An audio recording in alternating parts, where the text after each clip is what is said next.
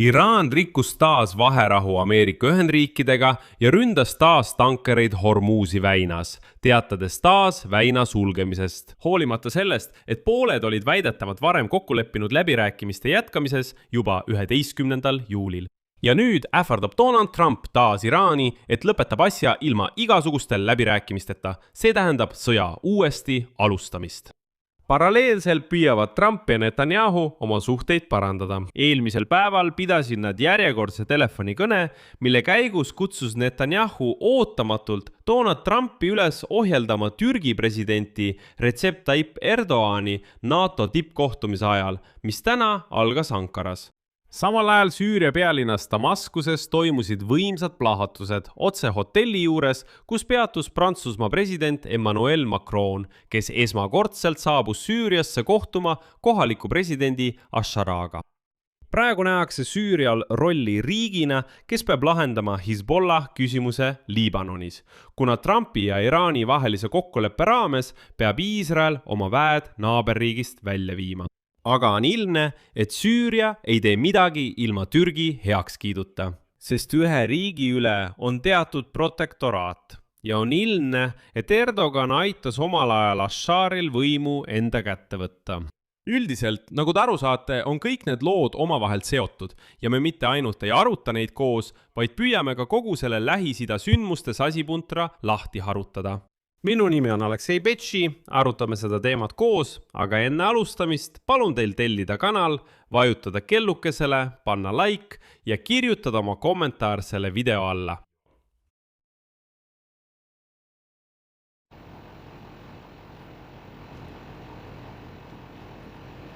Aitäh!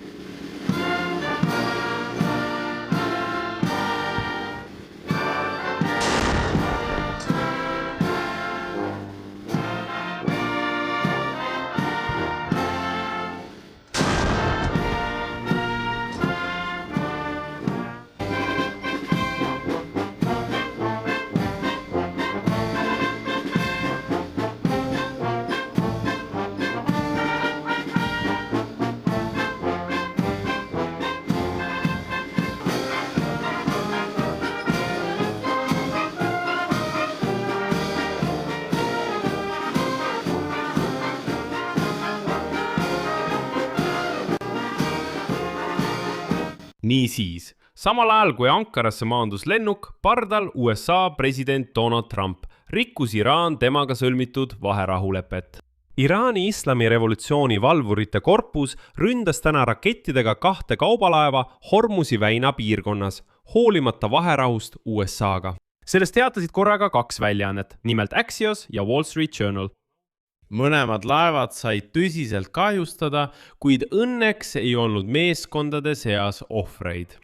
Üks rünnatud laevadest oli Katari tanker Al-Rekajad, mis vedas veeldatud maagaasi. Enne rünnakut nõudsid islami revolutsioonilise kaardiväe esindajad raadio teel tankerite kaptenitelt, et nad ei kasutaks Omaani ranniku lähedal asuvaid marsruute, vaid liiguksid ainult nendes vetes, mida kontrollivad Teherani režiimi võitlejad. Kuigi tuletan meelde, et Trumpiga sõlmitud kokkuleppe raames lubas Iraan laevadele täieliku vaba läbipääsu kogu väinas. Lisaks teatas Briti mereturbeagentuur, et teisipäeva hommikul süttis Omaani ranniku lähedal tanker, mida tulistas tundmatu osapool. Toimunu seab ohtu USA ja Iraani vahelise sõja lõpetamise memorandum, mille raames nõustus Teheran samuti täielikult lõpetama rünnakud laevadele Hormuzi väinas. Aga nagu näeme, see punkt ei toimi üldse. Selle kokkuleppe allkirjastasid pooled juba 18. juunil. See näeb ette 2-kuulise relvarahu ning avab tee läbirääkimisteks kõikehõlmava kokkuleppe üle sõja täielikuks lõpetamiseks. Samal ajal on pooled juba selle vaherahu taustal vahetanud lööke. USA ründas Iraanis asuvaid objekte 2 järjestikusel ööl, 27. ja 28. juunil. USA relvajõudude keskväe juhatus nimetas seda vastuseks Iraani agressioonile kaubalaevade vastu Hormuzi väinas. Samuti on teada, et iraanlased ründasid USA sõjaväebaase Bahreinis ja Kuveidis. Pärast seda leppisid pooled kokku, et nad ei sega laevaliiklust väinas. ameeriklased omalt poolt lõpetasid samuti blokaadi. Aga nagu näete, see kõik ei tööta kaua. Uued rünnakud toimusid just siis, kui laevad hakkasid aktiivsemalt mereteed kasutama. Ilmselt oodates, et lõpuks jõuti kokkuleppele, lõpuks on Hormuzi väina avatud ja seda saab vabalt kasutada. Aga nii see siiski ei läinud.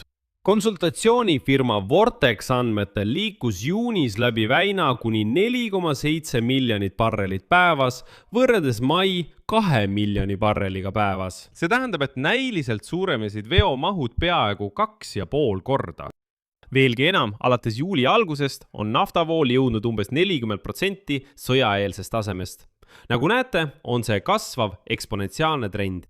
Nagu märkis Wall Street Journal, toimub naftaturu kiire taastumine. USA ja Iraani vahelise kokkuleppe sõlmimine vähendas Teherani võimalusi ähvardada maailma majandust ja võttis temalt survevahendid edasistes läbirääkimistes. Seetõttu otsustas Iraan ilmselt selle survevahendi endale tagasi saada.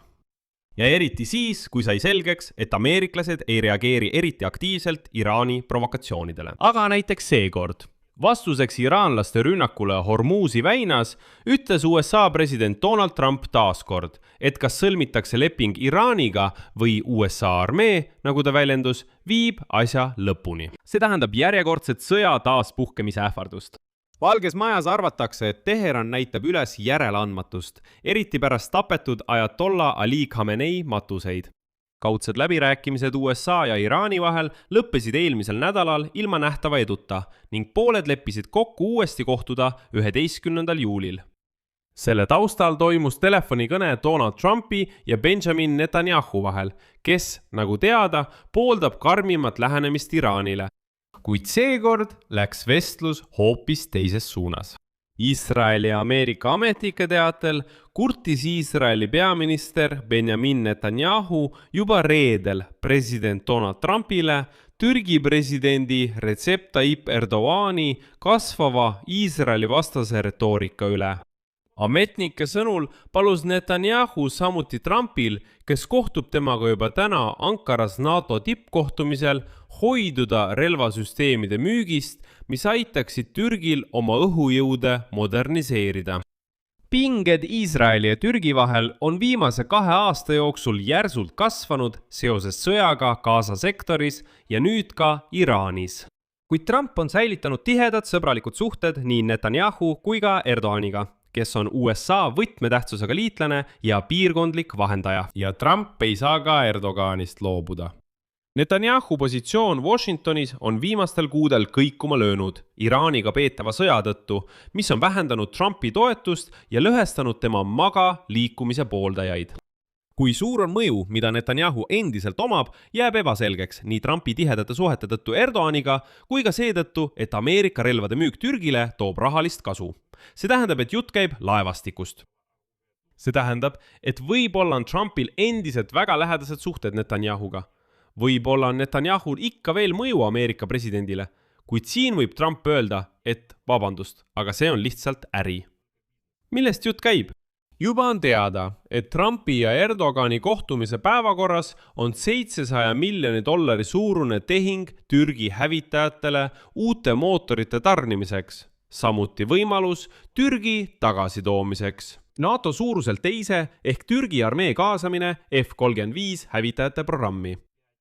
Tuletan meelde, et Türgi jäeti F-35 programmist välja 2019. aastal pärast seda, kui ta ostis Venemaa õhutõrjesüsteemi S-400, mis Ameerika ametnike sõnul võis ohustada F-35 tipphävitaja turvalisust. Nii see umbes oligi. Õhutõrje on venelaste oma, aga hävitajad taevas on ameeriklaste omad. See lihtsalt ei sobi kokku ja see on väga ohtlik olukord. Ja nii ongi. USA asepresident J.D. Vance teatas eelmisel nädalal, et Pentagon viib läbi kontrolli, et teha kindlaks, kuidas USA saaks müüa F-35 hävitajaid Türgile, hoolimata sellest, et Türgil on Vene raketitõrjesüsteem. Ja nüüd kuulake J.D. Vance'i tsitaati. On teatud asju, mida me peame kinnitama, et need tõesti juhtusid. Seadusandlusele. President palub meil seda teha.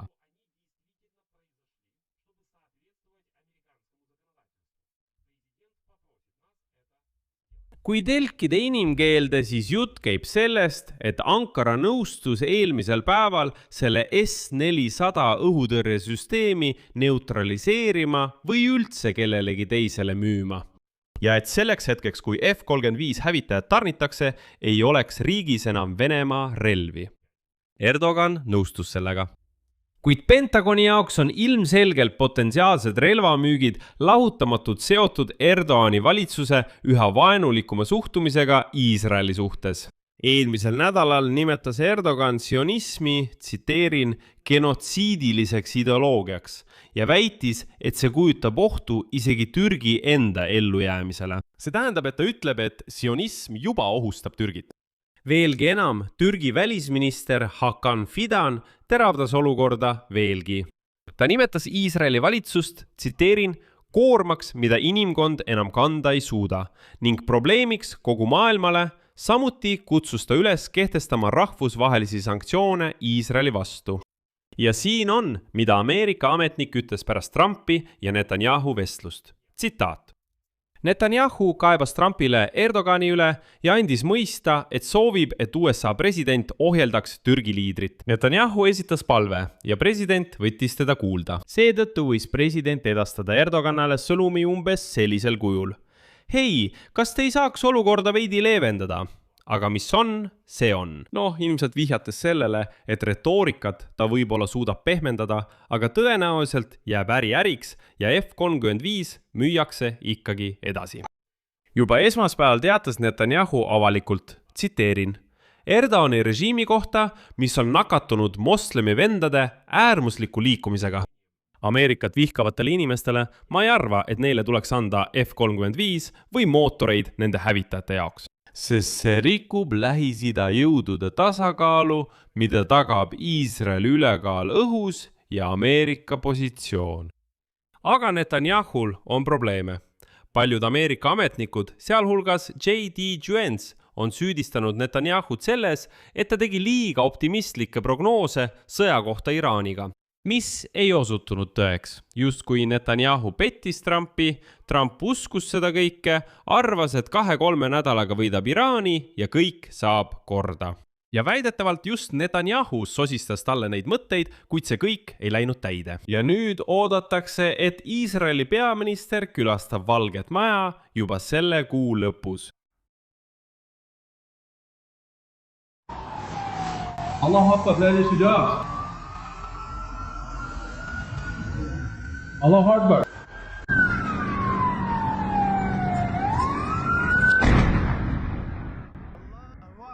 Allahu Akbar. Allahu Akbar. صور قنصار انفجار ثاني.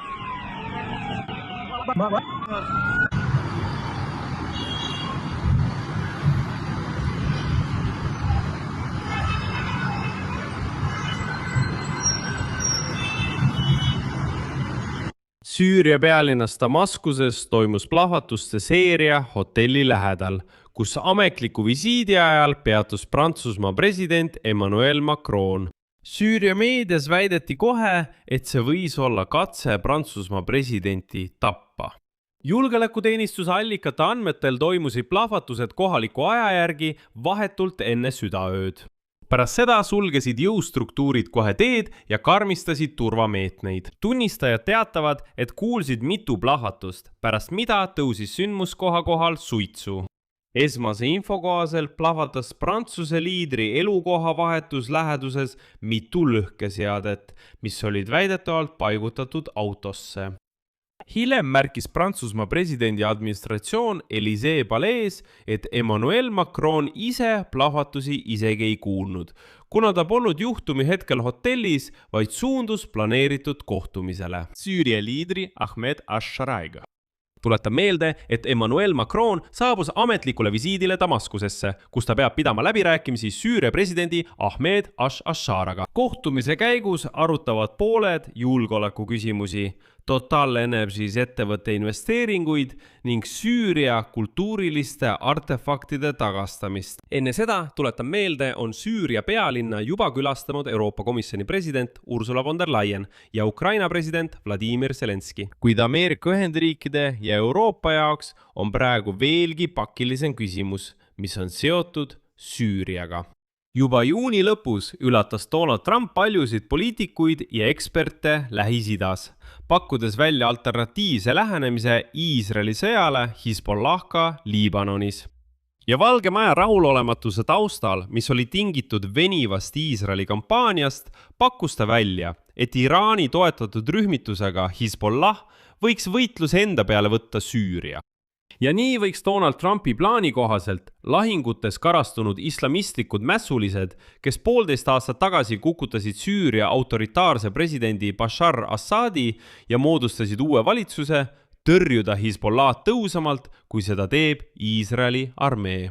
Ja Iisraeli armee peaks USA ja Iraani kokkuleppe kohaselt lihtsalt lahkuma Liibanonist ja viima oma väed välja. Kuid Damaskuses võeti selliseid avaldusi ettevaatlikult vastu ja nüüd teatas Süüria president Ahmad Ashar, et tal ei ole kavatsus sekkuda sõtta Hezbollah vastu Liibanonis. Ta väidab samuti, et Trumpi sõnu lihtsalt tõlgendati valesti. Kuid hoolimata sellest kordas Ameerika president oma seisukohta ja jätkas selle idee avalikku esitlust. Ja Süüria armee alustas siiski Liibanoni piirialade demineerimist. Ja küsimus, milleks? Ma arvan, et see on pigem retooriline küsimus. Juba ainuüksi Süüria sissetungi võimalus Liibanoni tekitas muidugi Beirutis ärevust. Muret tuntakse ka Iisraelis, kus uue islamistliku Ashara valitsuse suhtes suhtutakse kahtlustavalt. Ja muide, pärast tema võimule tulekut haaras Iisrael kontrolli Lõuna-Süürias asuva territooriumi üle. Ja just siin hakkab kõik huvitavamaks minema. Süüriast on saanud ka kasvava pingete areen Iisraeli ja Türgi vahel.